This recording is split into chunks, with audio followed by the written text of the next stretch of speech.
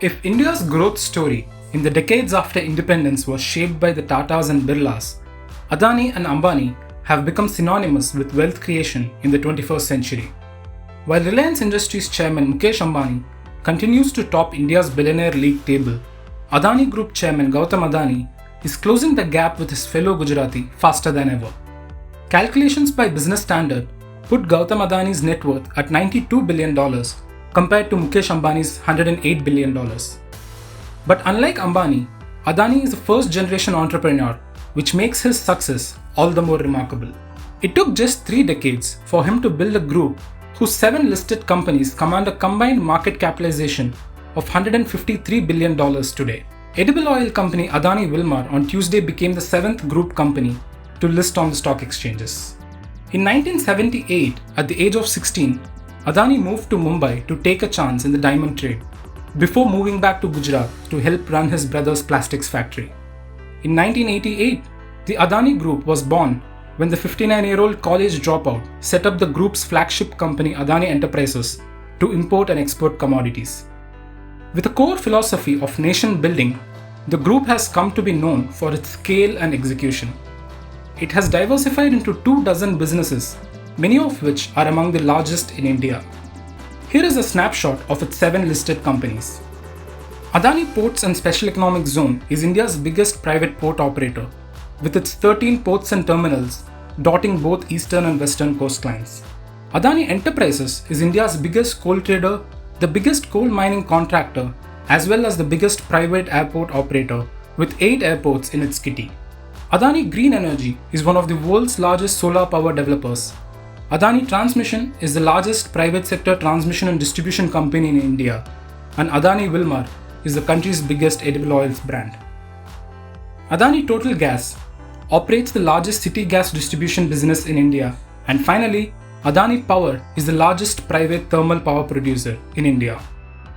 The infrastructure empire is also present in solar manufacturing, logistics, industrial land, defense and aerospace, fruits, data centers, road and rail, real estate, and lending. Seen as politically well connected, Gautam Adani has emerged as the leader in infrastructure, a sector where many a businessman burnt their hands. Anas Rahman Junaid of Hurun India tells us what is behind the meteoric rise of Adani. From about 2014, 2015, when the demerger, 2015, when the demerger started happening, at that point in time, is when the wealth has started to grow drastically, right? Then after that, in 2016, there was a further demerger of the green and the transmission and the gas business.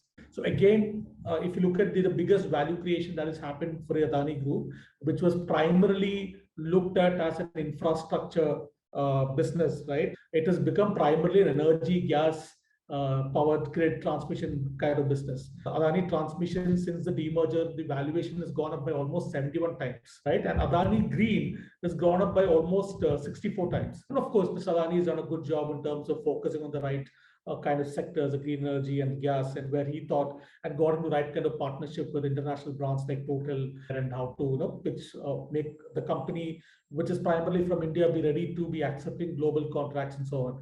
One common thing that you find across these entrepreneurs, and if you will specifically speak about Adani as well, is that the team that they have, the amount of time and capital they spend on building a second layer team, which is in charge of individual execution of each of these projects.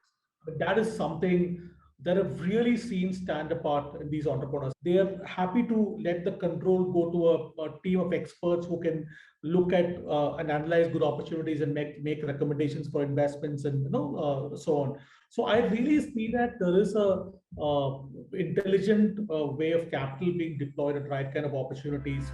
The group's expansion has been fueled by debt since it bets on capital-intensive sectors.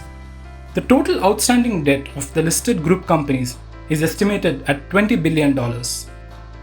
There are also concerns about whether the valuations of some of the group companies are in the bubble territory. The collective trailing 12-month revenue of the group's listed stocks, excluding Adani Wilmar, is $14.5 billion, whereas their combined profit is just $1.14 billion. However, the collective market value of the 6 stocks is $148 billion, giving rise to questions on whether the stock prices are detached from fundamentals. Valuations notwithstanding, Adani's recent push into green energy has been the biggest contributor to his wealth gain. Shares of Adani Green Energy have surged over 5,500% in the past 3 years, and at $40 billion, it has become the group's most valued company. Whether the valuations will sustain or not depends on whether Adani's track record of entering into potential sectors at the right time continues into the future while pursuing his lofty digital and renewable energy ambitions.